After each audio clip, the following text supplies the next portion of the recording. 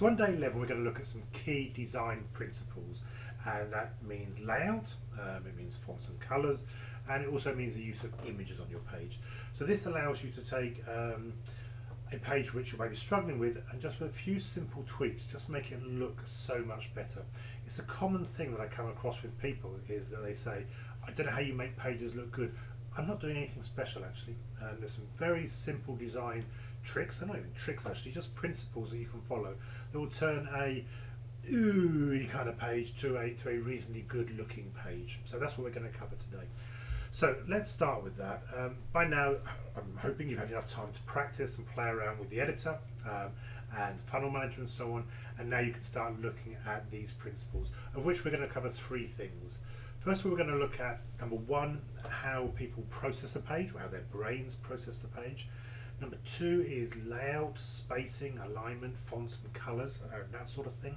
And number three is images, how to make sure they load fast as possible, and also how to make them look good again for the brain.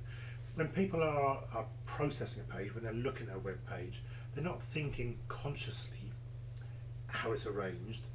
But if it's well arranged and well laid out, actually they're not thinking about it at all. They're focusing on the content and the words, which is what you want. So a good design actually can go unnoticed, which is your target.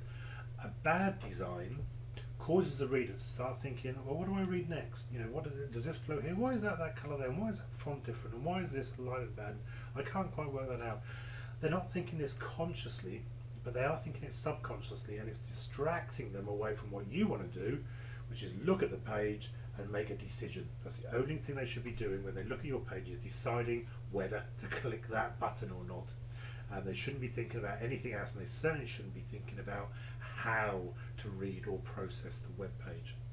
So I've got an example on the screen if you're looking at it. If you're looking at the traffic sales book, it's printed on there, but let me show it to you in real life.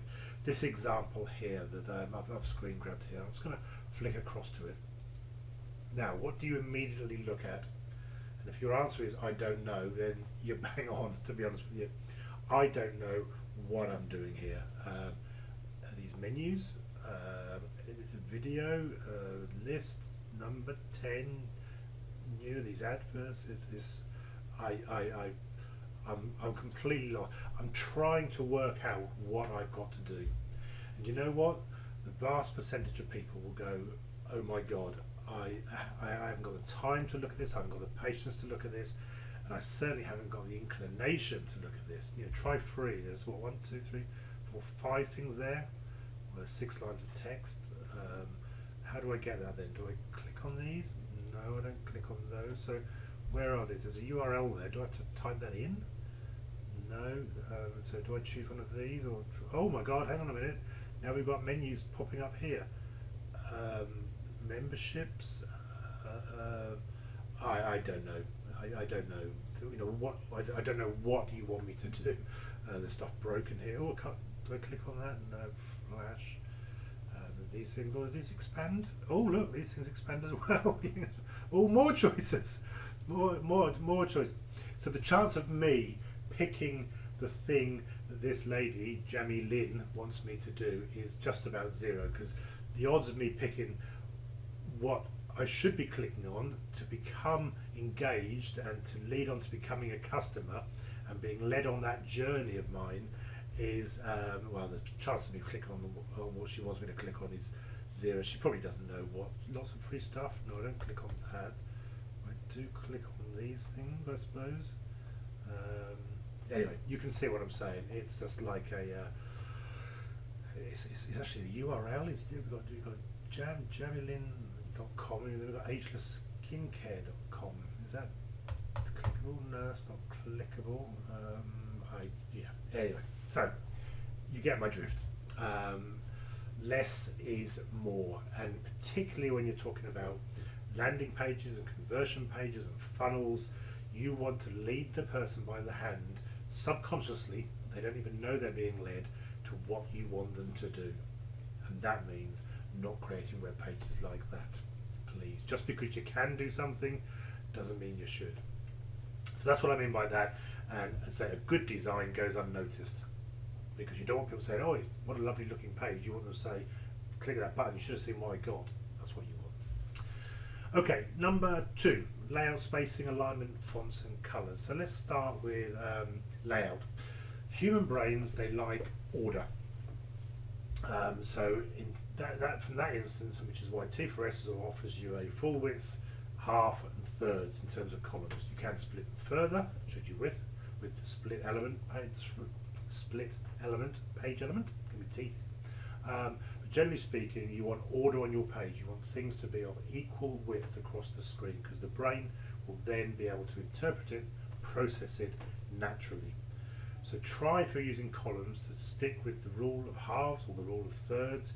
If you have to, go with quarters. If you've got 3 columns and then a big column, make that big column worth 2/5. So you've got 3 1/5 followed by 2 1/5 in the wider one. Try and just space out everything on equal widths across the page. Again, easier for the human brain to process. Okay, so moving down the page. White space. This is a big thing of mine because it's so easy just to click and drag something down the screen in T4S. There's no excuse why you can't space out your elements. Let's look at this example on the screen here. I'll zoom in. On the left, this person, me as an example, didn't bother with putting any white space in. Big chunk of text, a blue box and a button. It just looks ugly. The right hand version, the paragraph is split up, so it's easier to digest in smaller chunks for the brain. I can read it. We do some little tricks there with short sentences and so on to break it up so the brain can read it. You know, think of when you're reading a novel. The blue box is spaced out again and the button's spaced out again.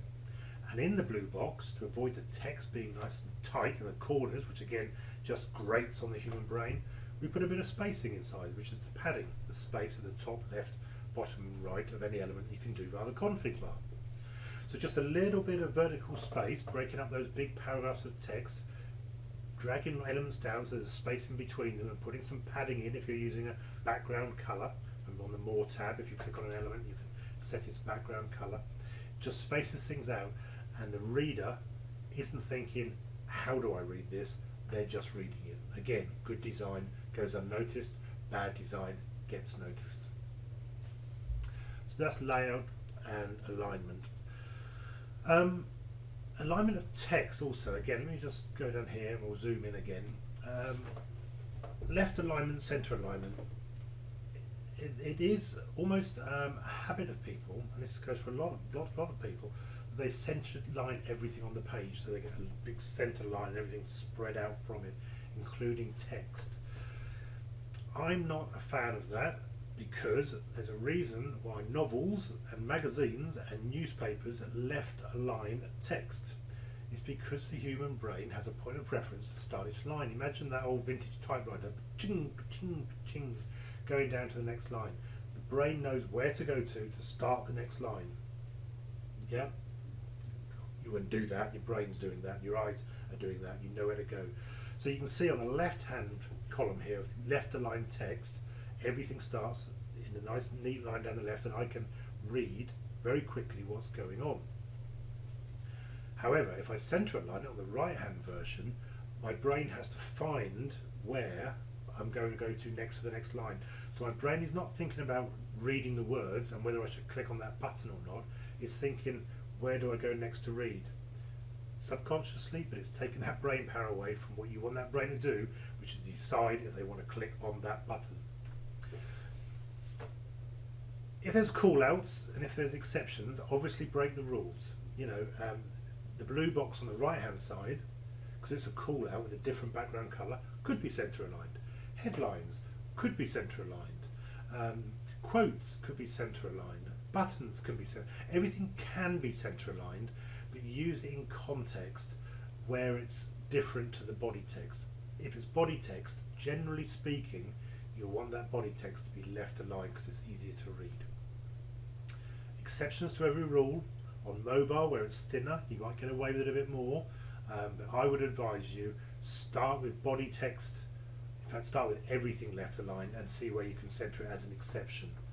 Headlines at the top of the page is an obvious one. They tend to be center aligned, maybe the subheading below center aligned because it's the title at the top of the page, and normally only a few words. If it's only a few words, like this is not a trick up there, that sits in the middle and it's quite clear where you go to read it. But long sentences that wrap around, start on left aligned and then see if it looks and works and reads easy when it's center aligned. Okay, right, the last one is, I'll call it the devil of temptation, which is fonts. You can add fonts from Google Fonts, the free Google Fonts available in T4S so easily, and you can pick from the hundreds that are available. Doesn't mean you should. Okay, so try and calm down when it comes to fonts. Again, lots of fonts, and we can go back to, let me just flick back to this. Lots of fonts makes it hard to understand. Pop it back. Single fonts are easier. So for example, I tend to use Oswald, which comes as default, for my button fonts. Always, all buttons, same font. Brain sees a button, sees that font, knows it's something clickable. If I used Oswald as headings as well, particularly with colour, it might confuse people. So I always have Oswald as my buttons and I don't use it anywhere else. Body text. Pick a body text font, pick a headline font. They can be the same font, you might get away with two. So in the bootcamp here, let me scroll to the top of the page, I use this font here as a sort of an army font because it's got whole bootcamp thinking. So all my key main headings are of this Black Ops font, as it's called. So the Black Ops font, all major headings. All of my body text is all open sans, so it's consistent throughout. So the user is not having to think, what is the importance? Why is that different font? Again, they're not thinking out loud, but their brain is thinking that alongside reading. We don't want that. We want just reading, just action.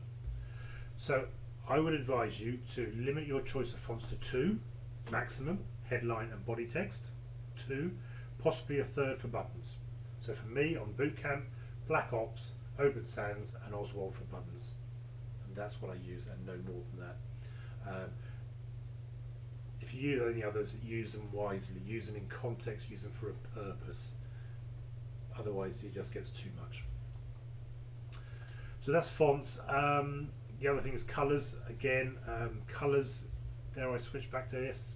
You know, I have no idea what's more important than anything else. I have no idea what's a headline. I have no idea what's a link. I don't know what's going on. So when you're using colours, pick colours consistently and limit them. So if you've got a headline colour, fine, stick to it. If you've got a body text colour, stick to it. If you've got subheadings or inline headings, stick to it. If you've got button colours, stick to them. Try and stick to them throughout and try and keep them consistent. In the bootcamp, I have the green, I have the black and white, the text I'll skip. So I have the green and I have the light yellow and I have a brown. So you know, these are my colours here, the greens and this sort of off greeny yellow colour, and that's it. So they're all army colours, just from the bootcamp thing. If you've got a brand and you've got blue, orange and white with black text, stick to blue, orange and white and black text. Just because you can use lots of colours, don't. However, and again, there's always exceptions to these rules. You can use colours to highlight something that you particularly want to stand out. So on the let me just flick across to get the pack.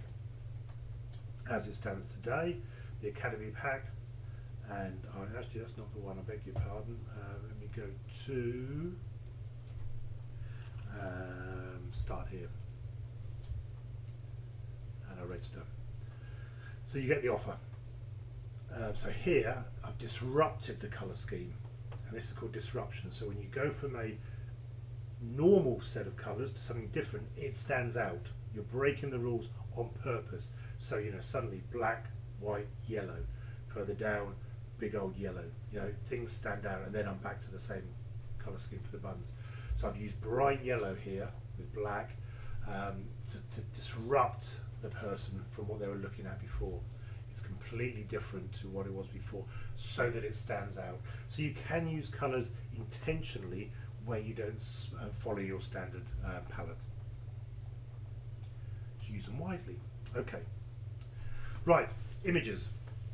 Images, again, we've got the rule of halves, thirds and quarters. Rule of thirds tends to win.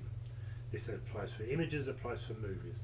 Yes, there's always exceptions to the rule. I agree and I get that. But generally speaking, if you're struggling to make your images look something special, use editors, and I've got some links on the page here to gimp.org, which is a free editor, and pixel, pixlr.com/x, which are free resources that you can use. GIMP is an application, Pixlr is a online editor. They're free. You might be lucky enough to know Photoshop or something like that, same sort of thing. But you can use all of these to apply and crop the image to the rule of threes. Crop is where you reduce this, you take a section of the image out of the whole lot to focus on the subject matter. And when you're cropping, using this image here, overlay a grid. You can do it mentally, you haven't got to go crazy on this, but overlay a grid and look at where you're positioning the subject. And if they can intersect these lines of thirds, you're doing what all movie directors do and artists do and so on and so forth when they paint a picture. If the Mona Lisa hadn't been sitting in the middle and had been just slightly off centre, people would have looked at it and gone, why is she off centre? They should be thinking about that. So this image of Thor, as it turns out, is sitting there down one side of those thirds, and his shoulders are intersecting across.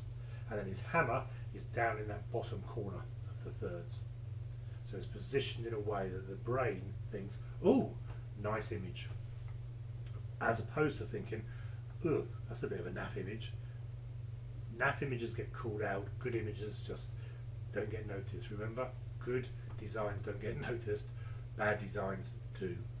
So that's the basis of images. When you upload them to T4S, you can upload any size image. This is about file size. It's not image size and dimensions, it's overall file size as saved on your disk, on your hard disk, on your computer's disk.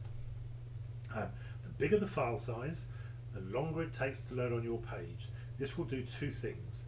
First, it will annoy the visitors because instead of reading the words and clicking on the buttons, they're watching the image load up. Related to that, the page may load up slowly, which again means they're waiting, which is just bad, because if someone's waiting for a page to load, they're immediately narked off, so we don't want that. And second, if you're relying upon things like Google to index your page, Google wants fast loading pages. So for those reasons, there's three in there really.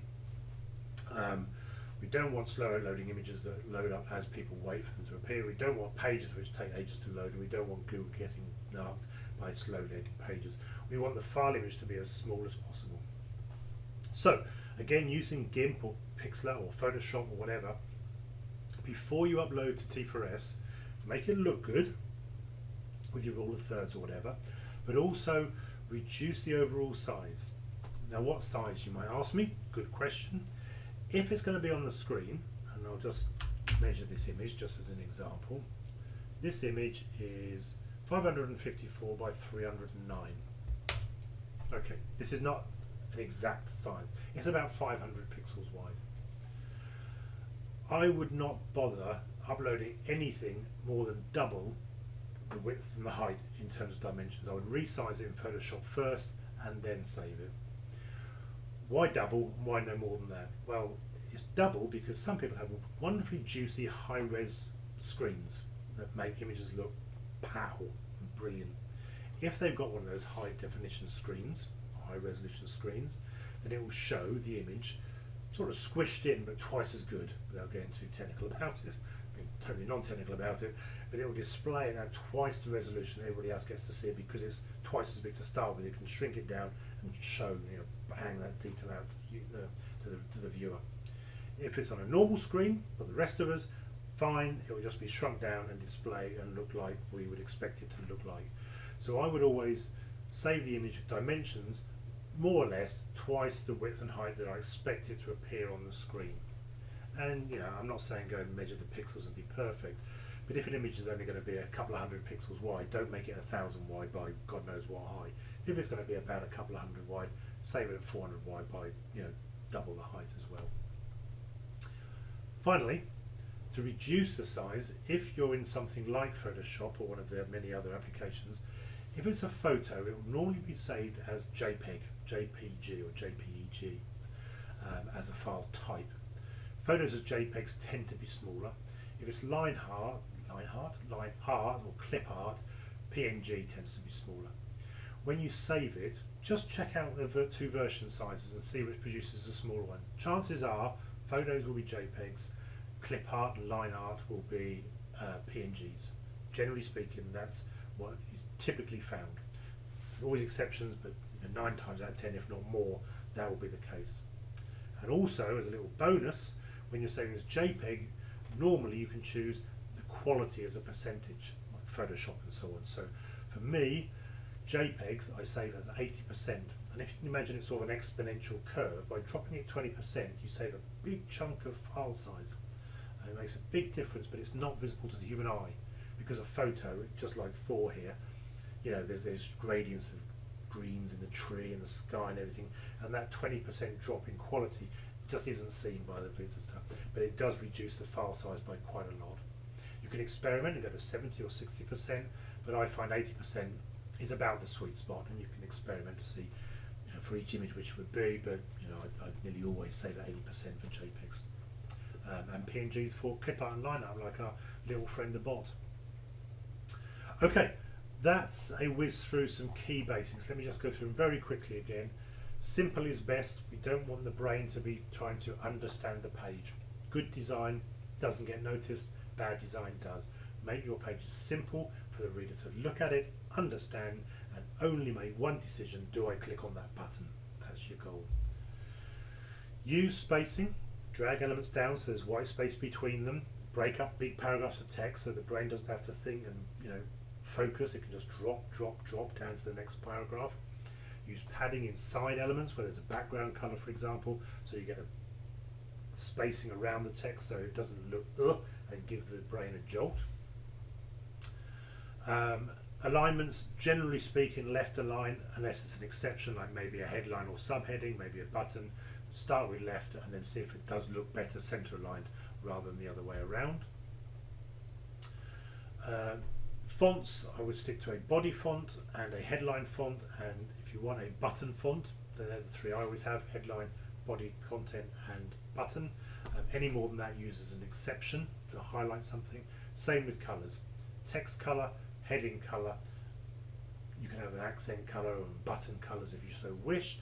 So text, headings, buttons and so on, and after that start to use it as an exception, as a disruptor rather than the rule. Images, reduce them before you upload to T4S. JPEGs for photos, PNGs for clip art and line images. Reduce your JPEG to 80% if you can. Use GIMP or pixlr.com/x if you haven't got Photoshop, or if you've got Photoshop or something like that. Awesome, go for that. When you're taking an image, don't just take it and use it. Have a look and see if you can cut the box out which highlights on the subject matter within the image, crop it, and then use those rules of thirds to put the subject matter in a sweet spot on the image itself. And that's that. That's key design principles. So just using those basics, I'm hoping you'll be able to get your pages up a notch in terms of looking good.